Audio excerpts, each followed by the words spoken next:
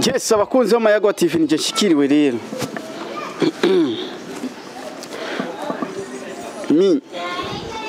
My name is Vyoroshe Familia. Yatari kwe. Yes, abakunzi b'Amayago TV tuko tumva byinshi. Ushobora kuba byagenze kuyo kubera sponsor nkenya. Muratubona turacari bato ariko twakoze uko dushoboye. Kandi ni kubw'Imana kuko hari ibintu twakoze ati tutari tuzi ko dushobora kubikora. Kuri kamera zanje ni Breezy MC Breezy na MC Karajako. Bo hagiye ko na cameraman MC cameraman Breezy.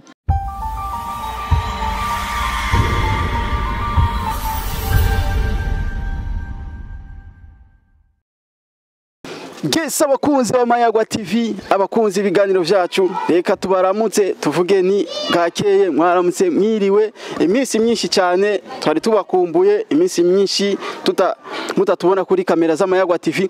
Reka rero uno munsi tubazaniye team rero iyo team bonyere baza kuyivugira ko yitwa ni team ikina amafilme, team ikina filme z'icongereza, eka rimwe iravanga igakina n'ikirundi. Urumva akenshi bakoresha indimi zibiri, icongereza n'ikirundi. Reka rero tubatemberere ari ahantu twasanze bicaye bariko baratera inkuru. Reka rero tubagendere tuvuge ni ini Amayago TV nta na kimwe tudashoboye, byose turabikora. Cameraman 20 ingo ducike. Sawa, twende mtu wangu. Yo maniga, diaspora. Diaspora. Good. Diaspora, hero. Yeah, I'm good. Praise God. Muri misi abakobwa babonye diaspora babonye amahero gusa. Ubu nta madolari na amahero gusa nivyo. Yeah, that's true. Yeah, that's quite true. Nivyo. Diaspora taniangusha kwa Angre. Diaspora gabanya icongereza aho uri kuranguriye. Muri no minsi abakobwa iyo babonye aba diaspora imitsimi irajugumira, so imitsimi iraba touched. Batakuroga man. So I don't mind. Kama unajuaza chini unajuaza za juu kama kawaida. Yawa kipita kushoto sisi tunapita kulia. Mola. Abantu rero mu famille aba diaspora rira. Bamuna franga. Bazobakubita babanoze kubademu babo. Yes, ni Amayago TV kwanza hapa fasi. Mwana Vyoroshe Familia, reka rero dufate rero userie rero fresh kaya karakantu kaciyemo. Imbere vyose reka kwanza tumenyeshe kwanza tuje kwanza mu mekanyisho kwanza y'ibintu bitandukanye. Abantu baba diaspora, abantu bari nga mu Burundi, abantu bari mu mihingo yose itandukanye, reka tubatumire tuvuge ni hari ahantu ushaka kubatumira. Hari kibanza kimeze neza. Ico kibanza nikiye ni Mount Zion Hotel rero iri mu Irohero. Nkuko mubibona ngaha kuri aya ma image, iyi ni Mount Zion Hotel. Murabona ni hotel yagutse, ni hotel isa neza, hotel ifise piscine imeze neza, ni hotel ifise ivyumba bisukuye, ni hotel ifise service zimeze neza, service iri rapide. Abakozi baberewe cyane nkuko mubibona ngaha kuri Amayago TV. Aya ma image yakaracamo, iyi ni Mount Zion Hotel. Tuve kuri Mount Zion Hotel. Ikindi naco Mount Zion Hotel isanzwe iri muri Rohero, ahantu bita kuri Avenue Mao. Abantu bazi Avenue Mao ni muri Rohero. Tuve kuri Mount Zion Hotel tuje kuri Zion Beach. Zion Beach iri mu quartier ya Kabondo. Abantu bazi kuri Tempete, ni hefu ya Tempete gato. Ni kibanza kimeze neza, kibanza kiri hejuru y'amazi, kibanza bakunda kugiramo karaoke ya mercredi na dimanche. Ikibanza gisa neza, ushobora kugiramo imanza zitandukanye. Ni kibanza ushobora wicayemo, ushobora kwibagira stress zawe. Yes, reka tugaruke rero kuri Amayago TV. Uno munsi nababwiye niko twagendeye abakinyi ba filme, abakinyi ba movie bakina mu Congereza. Ariyo filme baheruka gukina mu Congereza. iyo filme rero muzoyikurikirana kuri Amayagwa TV vuba, igiye gusohoka vuba. Rero iyo filme uko tubona kuri affiche, tushaka rero badusigurire, baduwe idonido kuno vyagenze, baducishirize ku mayange kugira filme tuze kwirorera tumeze fresh. Yes, Mr Diaspora. Baba. Uratwica. Yaje nabwo no bica n'ukuri. Oya. Tubwire kwanza timu yanyu yitwa gute? Hama timu yacu twagerageje kuyita No Virgins Team. Hama tukaba dufise nimvo, tukaba dufise some reasons, some 100 reasons iko twayise No Virgins Team, kuko twashatse kuvuga ati new twese turagitaho yuko ari ikintu gishasha. Hama Virgin ni nka version, ugati version zirahindagurika, rero twavuze ati yuko iyi version twa tubazaniye yuko ari version nshasha, kuko no mu telefone version zirahinduka. Urazi western countries baguma bahindura ama Virgin ma telefone he ma computers stuff like that. Niyo mpamvu natwe twavuze ati muri izi movie tugira dukine, tugira tuzane version nshasha batari bamenye, nimba bari bamenye version 8 tugiye kuzana version 24. Yes, Amayagwa TV gato tukiri ngaho, katubanze kwanza twidondore kwanza, twibagiye kwidondora. Karero duhere ku mazina yacu, ikamere kuri kote kenshi bahera kuri droite, ariko jere kamere kuri gauche. Bro, biko fresh tu. Amazina yanyu mwitwa gute? My little name, I'm Francis. I'm Eric Nyogusaba, but fisina yandi ushobora kunyitwa Francisco cyangwa ukanyitwa Eric Ford. Kenshi abantu bamenyereye kumpamagara Eric Ford, ariko izina ryanje nyakuri nahawe n'umuvyeyi wanje ni Eric Nyogusaba. Sister na?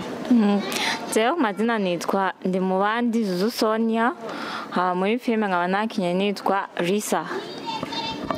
Yes, Diaspora, jenzi Diaspora gusa. Amazina yanyu ni gute? Jewe amazina yanje yose novuga ati I'm called Yusuf Harerimana. Hama nickname izina nyene nkunze nyene guhamagagwa Isaac. So another name American, another name Diaspora, stuff like that. So mfite amazina menshi cyane. Muga amazina nashoboye kwitwa n'abavyeyi babiri ni Harerimana Yusuf. Yes, abakunzi b'Amayagwa TV nije shikiriwe rero.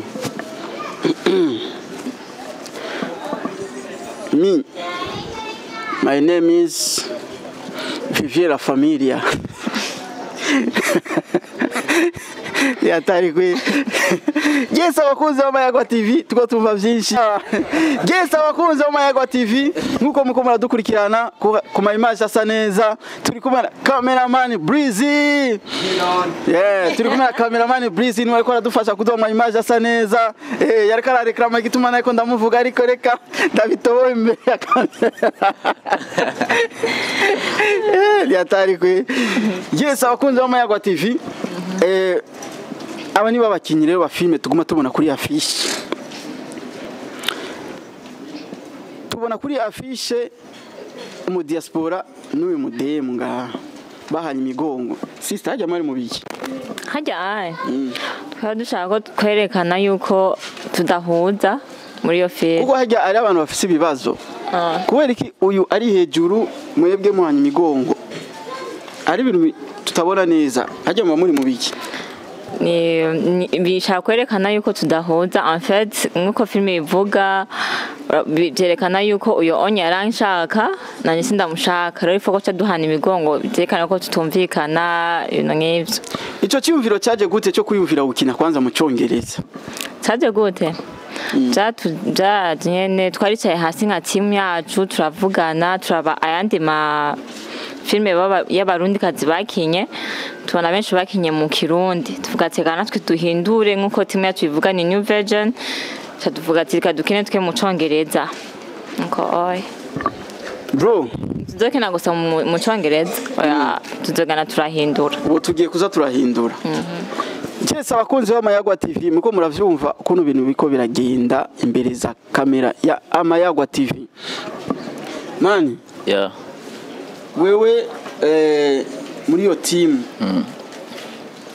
mu bantu novuga ni batangiye kuzana icyumviro cyo gukina mu cyongereza urumva wewe wavyumvisemo gute wabonye yuko hoho murabona yuko iyo filme izofata inzira kugira ibandane ya ishyambere na mbere je ndi mu bantu baba bariyumvire kugira dukore team ariko ikintu cya mbere nabonye nuko bivanye n'abantu twagenda turabana mu buzima bw'ishure nagenda mbona dufise impano zitandukanye ariko nkabona tubura ahantu twozicisha kugira zije mu nzira ariko nje mvuga ati reka tuje hamwe cyo turafashanya tuja hamwe ubu narondeye ntiyanyankira vraiment turabikundanye na twebwe turabikunda niho twagiye hamwe cyo tuyumvira ukuntu twotangura niho twagiye hamwe uvuga ati ukuntu twotangura twerekana ico dushoboye tuja tuvuga ati reka dutangure dukina mu Congereza nkuko bwa tutangure dupresenta n'izina ryacu dusigura n'izina ryacu tuvuga ati reka dukine mu Congereza kuko ndibaza ntaho turabibona yaho aha iwacu mu Burundi yuko abarundi bashobora gukina filme mu Congereza gusa nta rundi rurimi twavanze uko biri kose vraiment twabikoze mu Congereza gusa kandi nkuko twashatse kwerekana uko abarundi dushoboye abantu bashobora kuvyumvira bavuga ati ibi bintu ntibishoboka ariko uko biri kose twarabikoze kandi twarerekanye ko dushoboye abarundi ye diaspora wewe nka diaspora kwaza muri timu yanyu muri bangahe muri timu yacu nka Igiye no Vegans team dushaka kwa dushika nka 12 turi 12 ego mugabe filme tukaba twarayikinye dushika nka 20 harabo kandi twagize kandi recruitment twahamagaye nyene bazi badufashe mugabo team yacu igizwe n'abantu 12 batarenga 12 I'm sure Yes abakunzi b'Amayagwa TV ni timu ya New Vegans niko mavuze rero iyi timu nk'abakunzi bakunda kuraba amafilme ifoko muyifata mu mugongo ni timu ije itavyorosha muri industry muri entertainment y'ikibanza cy'amafilme ije itavyorosha ije nta kuntu nubwa mbere je ntababesha nubwa mbere mbonye abarundi bakinye filme mu Congereza guhera mu ntango gushika iheri abakunzi b'Amayagwa TV ko ndabatumira kugira mushobore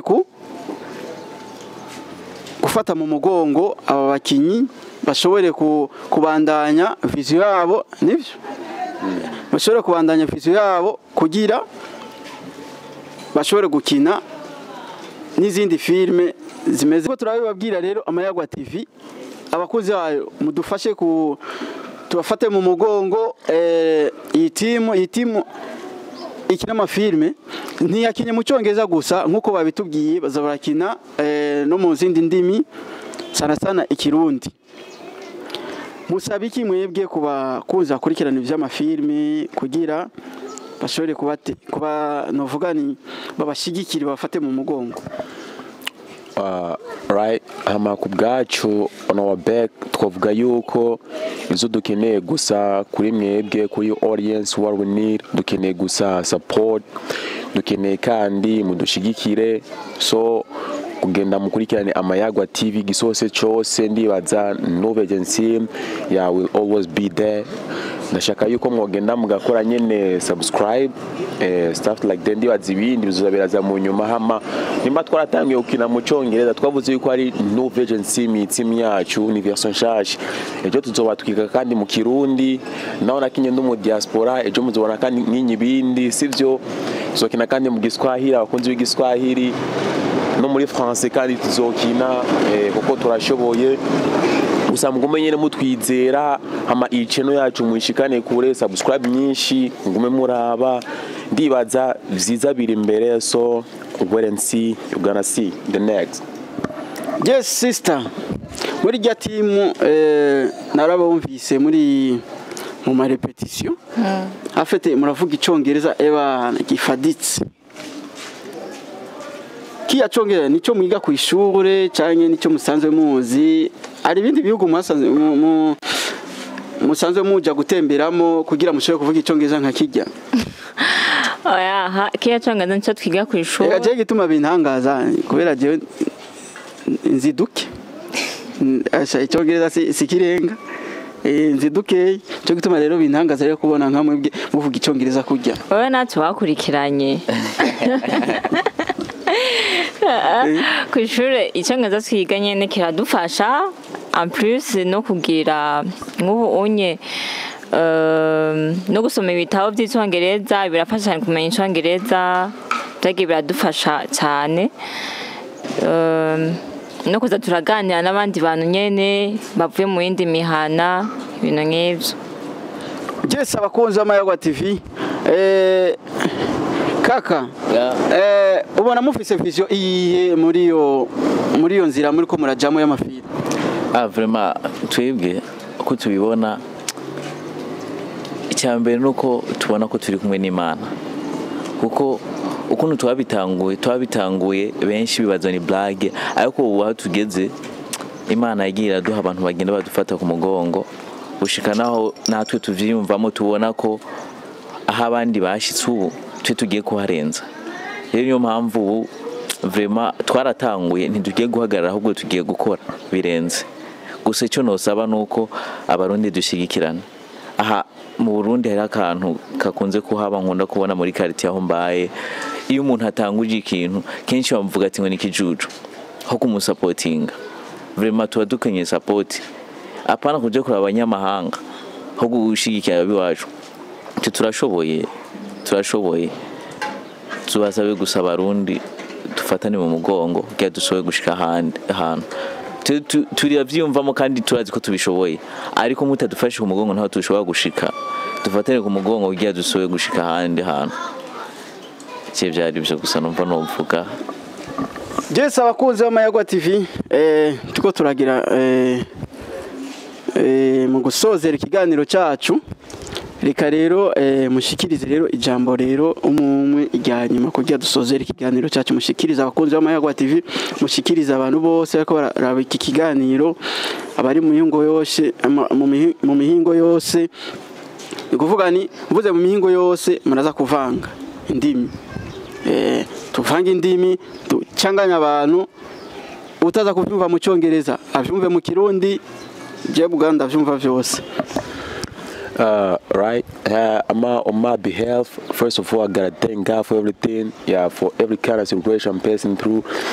Shimire kwanza Imana kuona kwanza yaraduje kwanza na Amayagwa TV. This is Amayagwa TV. Here is Amayagwa TV.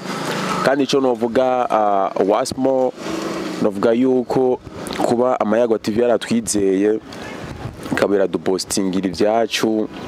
So turayishimira cyane hamico mwomenya guys iyi filme twayikinye na sponsor na manager na war in the whatever na sponsor twari dufise na manager twari dufise yani nikakandi kajama bwati mu Giswahili sisi kwa sisi bizo ko inovuga mugumenye no mudusupportinga ivyo muzobona hama mvuge gusa location twashoboye gukoresha muri filme ndabira kabanga airport yarakoze Igiye yarakoze harakoze hari imwe navuze muzoyibonera byinshi cyane muzobibona hari nakandi kabare kandi kakoreshejwe byose muzoyibona na sponsor twayidusha na sponsor twaronse mugabo aho kubyo twakinye aho tworonka sponsor ndibaza twoca tunavyisha kweri kuko turacyari bato nko mutubona nko kubona nyene ahubwo sinzi team yacu nye twari guca twitanya nka nickname tukayita nka new generation coming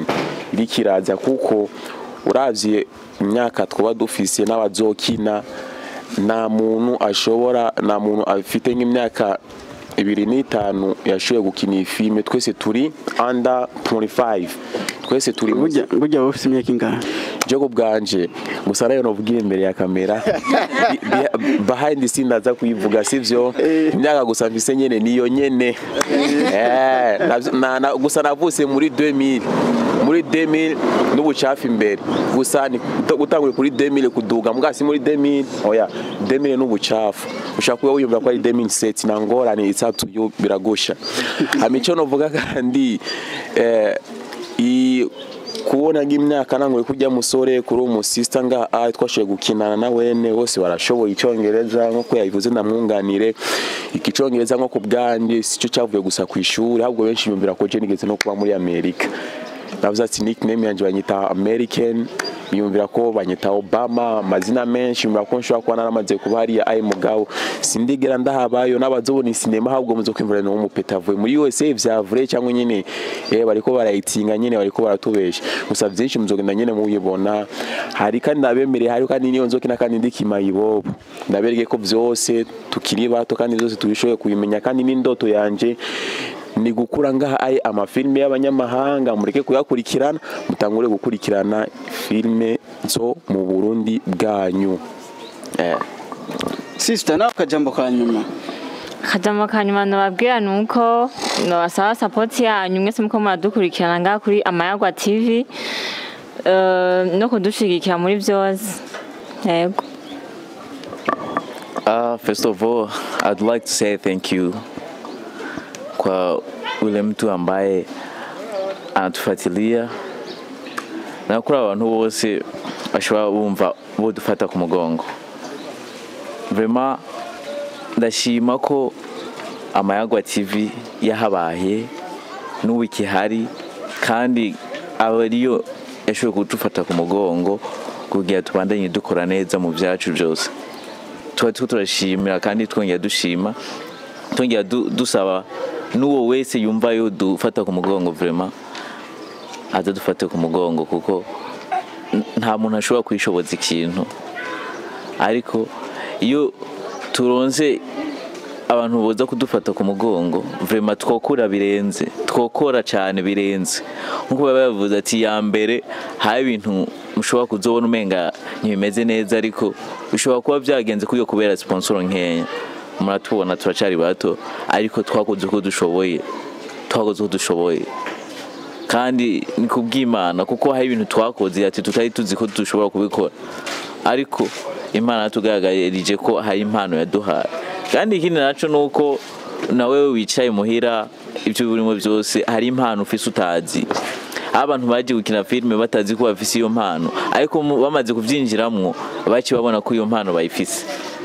Rero tuyo nk'ubu twe dukora nk'abantu tuzi dufise impano ya filme niyo mpamvu dusavye urya muntu wese yumva iyo dufasha ikintu vraiment karibu twige ku kazi nta burofa turabagenzi kandi ba close friend cyane ariko tugeze ku kazi tuba turi ku kazi nta blague kuba tuzi dufise indoto dufise aho dushaka kugera. Noheza mvuga ati merci beaucoup kudukurikirana kandi nakigoro mugiye gukora ko kuzamura dukurikirana ibyacu no bibutsa ko I New Vision Team ibi kumwe n'Amayagwa TV. Yes, abakunzi b'Amayagwa TV twumvise byinshi twatahuye byinshi reka rero vuba tugiye kurekura iyo filme rero ya mbe burya filme yitwa gute? Yitwa Never First Love. Muriko murayumva nacyo nsubiramo kubera cyava kindoka.